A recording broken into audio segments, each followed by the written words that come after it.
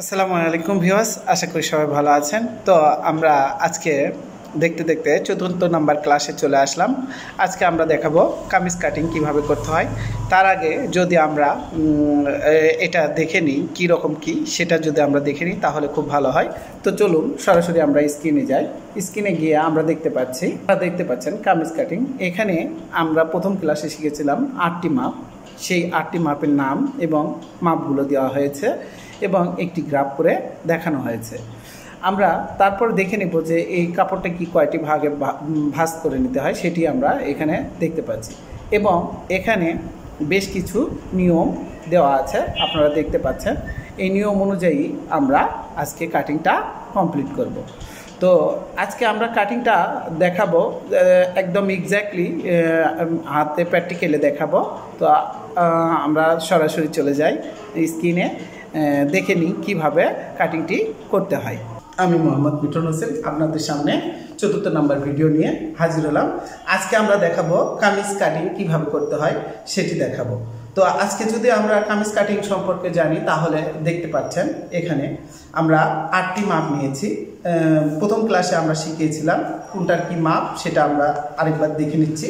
Put এখানে নিয়েছি 12 ইঞ্চি, মহড়া শেপ নিয়েছি 12 ইঞ্চি, বডি নিয়েছি 36, কোমর 30, হিপ 36, কোমর লম্বা 11, ঘের হলো 22, লম্বা 30। তো এখানে আমরা কামিজটা কাটিং কিভাবে করব সেটা কিন্তু এখানে ডিটেলসে দেওয়া আছে। আমরা যদি এক নজরে দেখে নিই, কাপড়কে আমরা সর্বপ্রথম 4 ভাঁজে ভাঁজ করে নিব।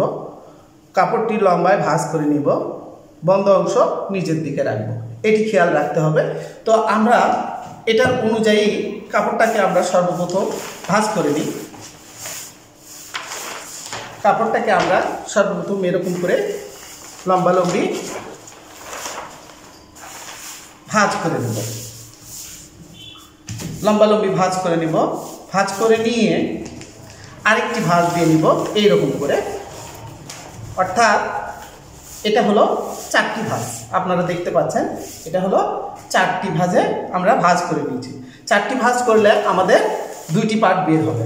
তো আমি এখানে 1টি পার্ট বের করব, এজন্য আমরা 2 ভাঁজে করে নিলাম। যখন কাপড় হবে তখন আমরা 4টি ভাঁজে এরকম করে নিব। এইবার আসি আমরা লম্বা নিব। আগে আমরা লম্বা কত নিব তা ঠিক করে নেব। আমরা এখানে লম্বা নিয়েছি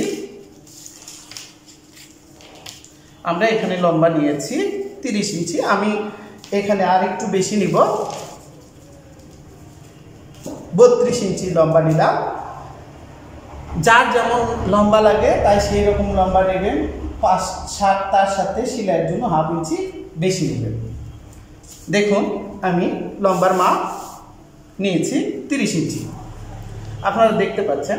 তো 32 ইঞ্চি নিয়েছি। 32 ইঞ্চিতে নিয়ে আমরা সোজা করে একটি দাগ দিয়ে নেব, বন্ধ অংশ নিচের দিকে থাকবে। এইবার আসি পুটের মাপ।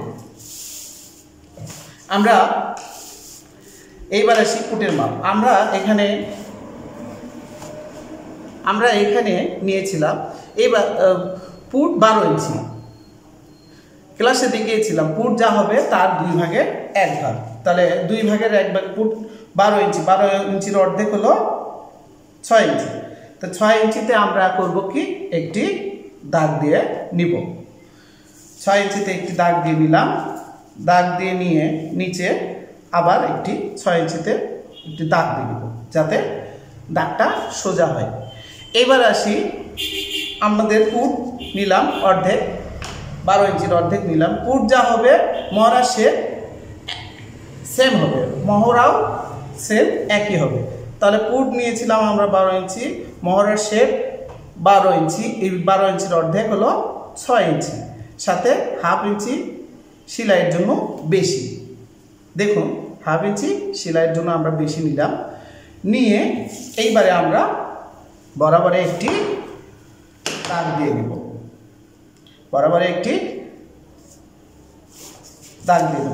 এটা সোজা করার জন্য আমরা এখানে দেখে নিব। দাগ দিয়ে নিয়ে এই বরাবর ধরে সুন্দর করে একটি দাগ বসিয়ে দিলাম। দেওয়ার পরে আমাদের এইবার আসতে হবে হলো বডির মাপ। এইবার আমরা যে বডির মাপ নিব, বডি আমরা বলেছিলাম এখানে দেখতে পাচ্ছেন আশা করি, বডি যা হবে তার 4 ভাগের 1 ভাগ। আমরা এখানে বডি মাপ নিয়েছি 36 ইঞ্চি। 36কে 4 ভাগ করলে হয় হলো 9 ইঞ্চি। 4 9 36। এই যে দেখুন আমরা 9 ইঞ্চিতে একটি দাগ নেব। এই যে 9 ইঞ্চি মহারাজ শেপ যেটা নিচ্ছি সেখান থেকে 9 ইঞ্চি, আর 1 ইঞ্চি হলো হাফ ইঞ্চি বেশি। 9 ইঞ্চিতে একটি দাগ দেব এবং হাফ ইঞ্চিতে একটি দাগ দিয়ে নিব সেলাইয়ের জন্য।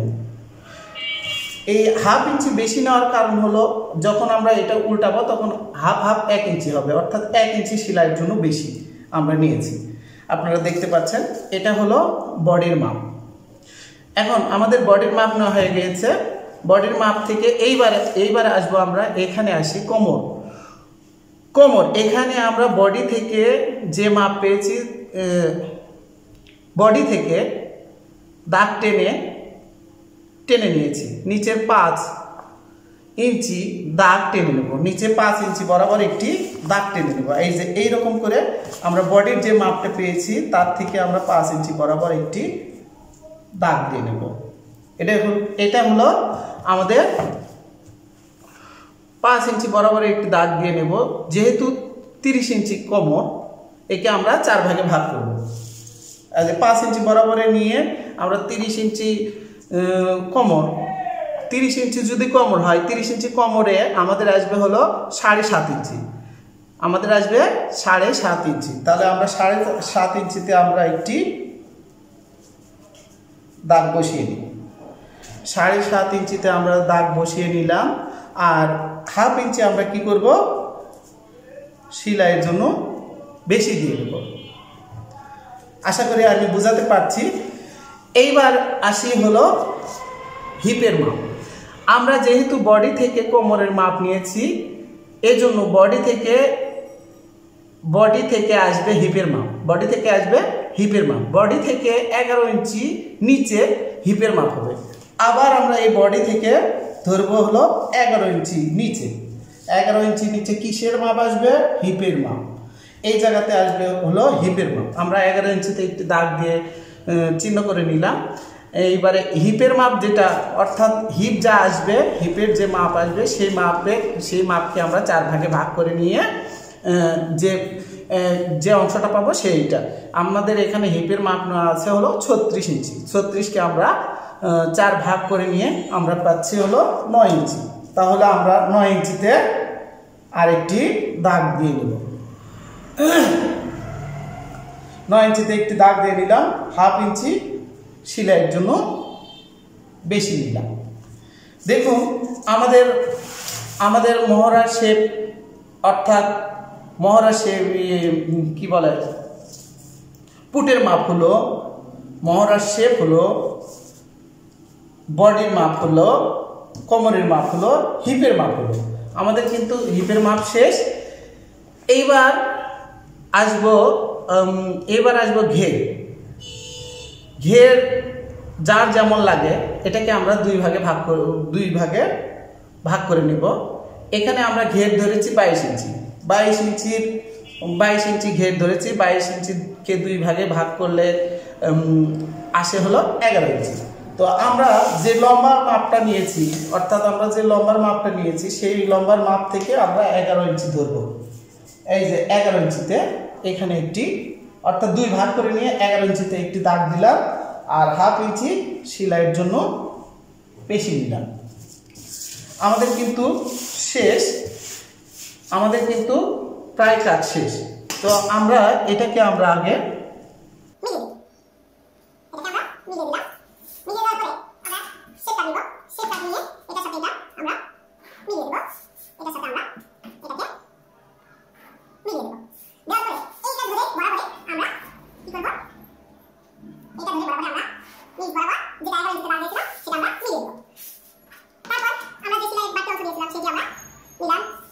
সেলাই বাড়তি অংশ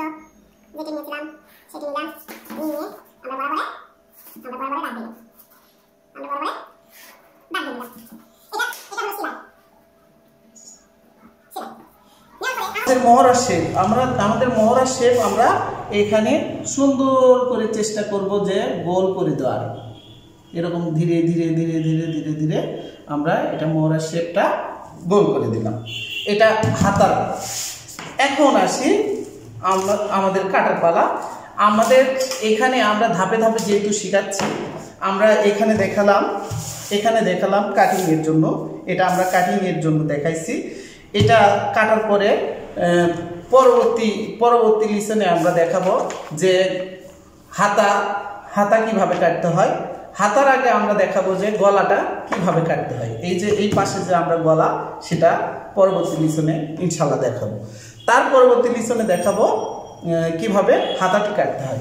তো আজ আমরা এটাকে আগে শেপটাকে বরাবরে আমরা কেটে নিই। আশা করি আপনারা বুঝতে পারছেন। তো আমরা যদি দাগ ধরে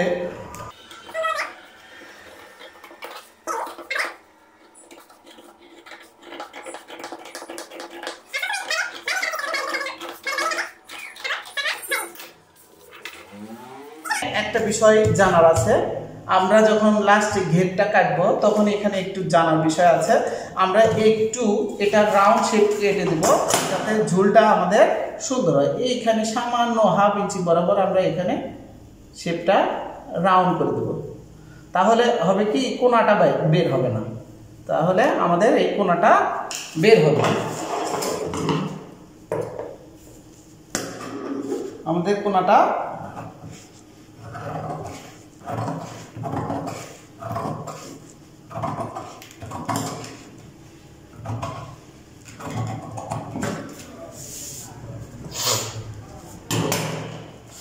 এটা কিন্তু আমরা এই কাপড়টাকে আমরা কিন্তু 4 ভাঁজে ভাঁজ করে নেব। কাপড়টাকে 4 ভাঁজে ভাঁজ করে নিলে আমাদের শেপটা চলে আসবে।